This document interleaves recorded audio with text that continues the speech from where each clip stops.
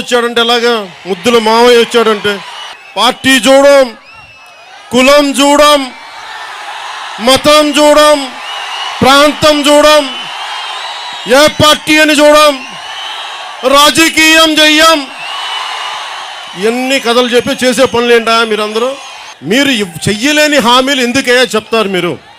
అభ్యర్థులు కూడా గుర్తుంచుకోలేనన్ని హామీలు కాకుండా 9 అంటే 9 హామీలనే నవరత్నాల్లో పొందుపరిచారు జగన్. ముద్రిస్తే అవి 4 పేజీలకు మించలేదు. వాటికే విస్తృతంగా ప్రచారం కల్పించారు. పాదయాత్ర పొడవునా ప్రతి సభలో, సదస్సులో వాటిని వల్లెవేస్తూ జనం నోళ్లలో నానేలా చేశారు. ప్రధానంగా మహిళలు, రైతులకు ఇచ్చిన హామీలు జనంలోకి బాగా వెళ్లాయి.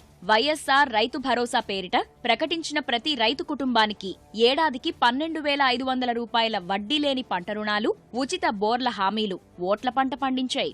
ఇక వైఎస్ ఏరికోరి తెచ్చిన ఆరోగ్యశ్రీని చంద్రబాబు నిర్వీర్యం చేశారంటూ ప్రతి వేదికపై తూర్పారబట్టిన జగన్ తాను అధికారంలోకొచ్చాక వైద్యం ఖర్చు 1000 రూపాయలు దాటితే ఆరోగ్యశ్రీ పరిధిలోకి తెస్తామంటూ పేదలను ఆకర్షించారు. ఇక వృద్ధాప్య పింఛన్లను 2,000కు పెంచుతున్న హామీ జనంలోకి విస్తృతంగా వెళ్లింది. చంద్రబాబు ఎన్నికలకు ముందే 2,000 రూపాయల పింఛన్ ఇచ్చినప్పటికీ అర్హత వయస్సును 65 నుంచి కుదిస్తామన్న జగన్ హామీ వృద్ధులు, వితంతువులు, వికలాంగుల మనసు గెలిచింది. విద్యార్థులకు బోధనా రుసుములు సరిగా అందట్లేదని తెదేపా ప్రభుత్వాన్ని ఎండగట్టిన జగన్ పూర్తి ఫీజు రీయింబర్స్మెంట్ తో పాటు ఏటా 20,000 రూపాయల భృతి ఇస్తామని నవరత్నాల్లో పేర్కొన్నారు. అమ్మ ఒడి పేరిట పిల్లలను బడికి పంపే తల్లులకు ఏటా 15,000 ఇస్తామన్న హామీ చాలా కొత్తగా అనిపించింది.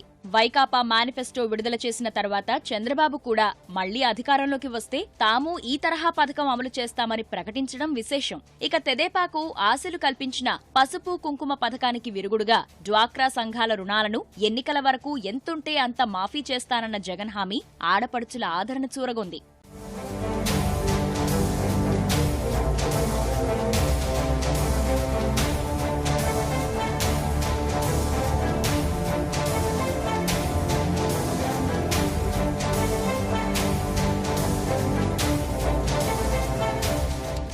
ఈ నవరత్నాలను ప్రజల్లోకి తీసుకువెళ్తే ఫ్యాన్ గాలిని అడ్డుకోవడం ఎవరితరం కాదని జగన్ ముందు నుంచి పార్టీ నాయకులకు దిశానిర్దేశం చేశారు.